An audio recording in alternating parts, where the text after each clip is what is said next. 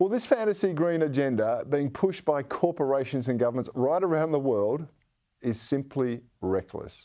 The idea that electric cars are better for us, it just doesn't stack up to any plausible examination. Well, I'm joined now by Copenhagen Consensus President Bjorn Lomborg. Bjorn, thank you so much for your time tonight. Electric vehicles are loved by the left, but what's the real economic and environmental story behind them? Well, so Cory, it's great to be here. Look, electric cars are fun. If you've driven a Tesla, they're fun cars to drive. And if you can afford one, by all means, have one. But the idea that we're being told that this is going to save the world is just simply ludicrous for a number of different reasons. First of all, because they're very costly. So most people are actually not willing to buy one unless they get subsidized enormously by the government. Second part is, yes, they do cut some CO2. They probably emit about half as much CO2. So there is an argument to do this, but most countries around the world pay 10 or 20 times as much for cutting carbon emissions with electric cars than they needed to do elsewhere. And there are lots and lots of other issues, like, for instance, currently on what the International Energy Agency expects of electric cars in this decade.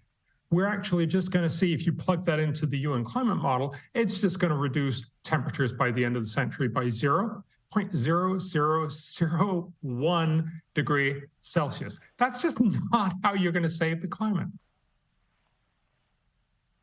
It's quite extraordinary, isn't it? And then there's the other additional problem, which is the world has a power crisis. It is dumping fossil fuels. That's creating a bigger and bigger problem.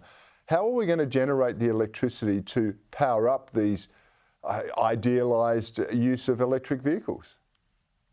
That's a very good question. And look, there are some arguments, again, if you use your car so that you drive a moderate distance in the daytime and then you recharge it at night when there's hopefully wind, but fewer people are using their electricity, there is some argument that that could actually be a way to plug it in. But again, you have to remember how you're positioning yourself in a way of saying, instead of having a society that has power 24/7, obviously and easily available, we're basically hoping that we will make the wind blow when I need it for my electric car.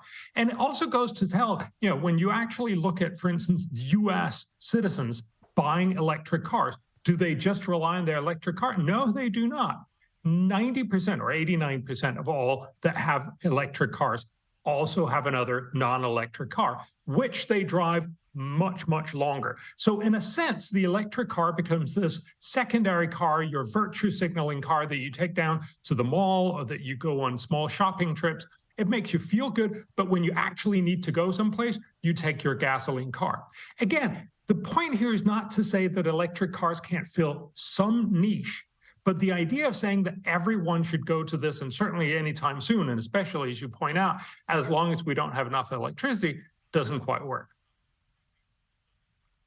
Yeah, that's right. I mean, people can do it because it might suit them and it might facilitate their lifestyle and be perfect for them. But to pretend that it's going to solve an environmental problem ignores the cost of and the perils of recycling lithium batteries at the moment, the very relative short lifespan, as you mentioned earlier, the expense of it.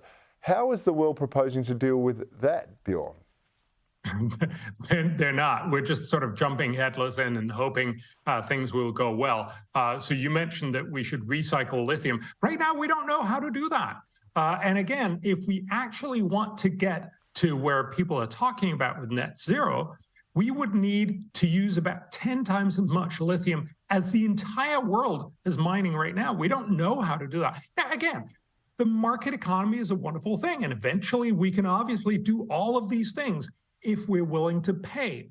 But the question is, do we really want to tell everyone, sorry, you can't have the car you want, you have to get this subpar car and we're going to fund you a lot, basically subsidize you or bribe you, and then it's not actually going to cut very much carbon emissions, but it is going to drive, for instance, mining in Congo and many other places. That's probably not the right way to go. Again, global warming is a real problem. But the way we go about it by saying, let's do these things that basically just look nice rather than things that will actually matter is really depressing. And again, We need to find the smart ways. The US actually, so Biden's Energy Information Administration estimate that by 2050, you know how many cars they estimate the US population will have that are electric? 9%. Not 100%, but a small fraction. And that's why, of course, we have to be really skeptical when people say, oh, we're going to go all electric cars in 2035. It's extraordinary. Unfortunately, I'm out of time, but these are facts that people unfortunately don't want to know, and it's a credit to people like you who believe in the climate change is important and you're dealing with it. So Bjorn Lomborg, thank you very much.